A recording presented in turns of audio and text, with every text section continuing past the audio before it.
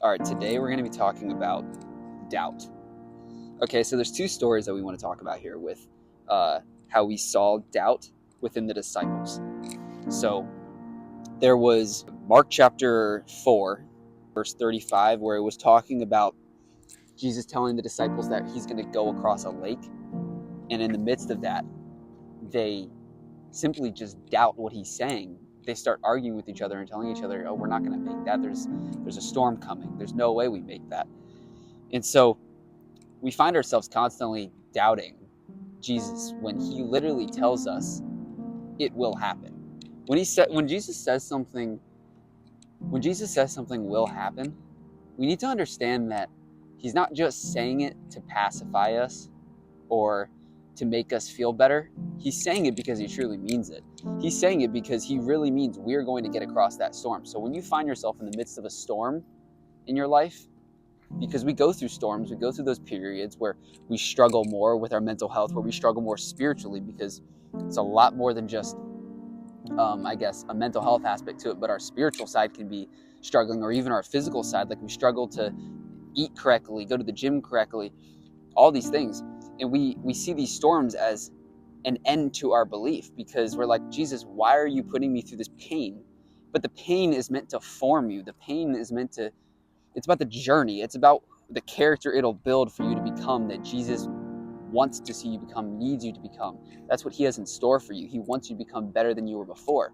And so we'll go through storms in our lives and we'll doubt Jesus being there with us, but Jesus doesn't promise to take away the storm. He says, I'll walk through the storm with you. So when he tells his disciples, we're going to reach the other side of the lake, we're going to make it through the storm, they still doubt. But he's already told them what's going to be done, what's going to happen. All right? And so how can we question the Messiah? How can we question the Messiah that also resurrected Lazarus, the same Messiah that healed the paralytic and made the deaf be able to hear, made the mute speak, and healed the sick? Everything that he said would happen, happened. And when he came to this earth, he didn't go against the law, he fulfilled the law. So that just gives us even more reason not to doubt. Mark chapter 8, verse 17, why are you arguing about having no bread?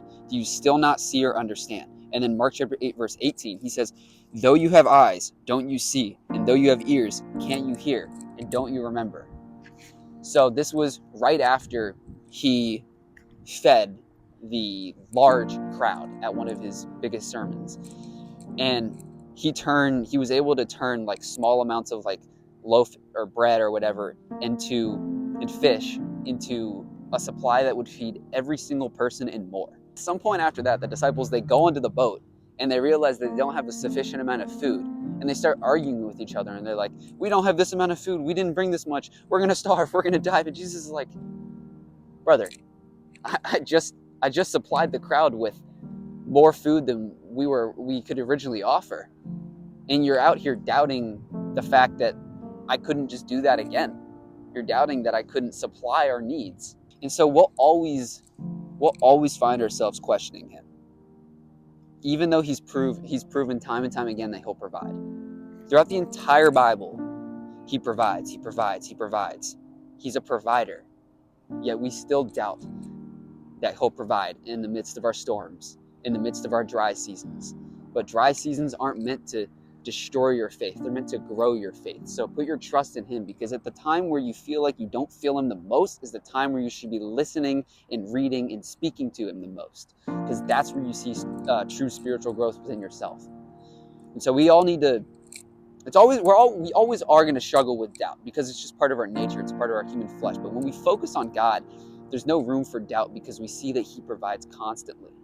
So the more you focus on God, the less you'll doubt. That's the main point of the video, guys. So I really hope this video blessed you all, and I love you guys. See ya.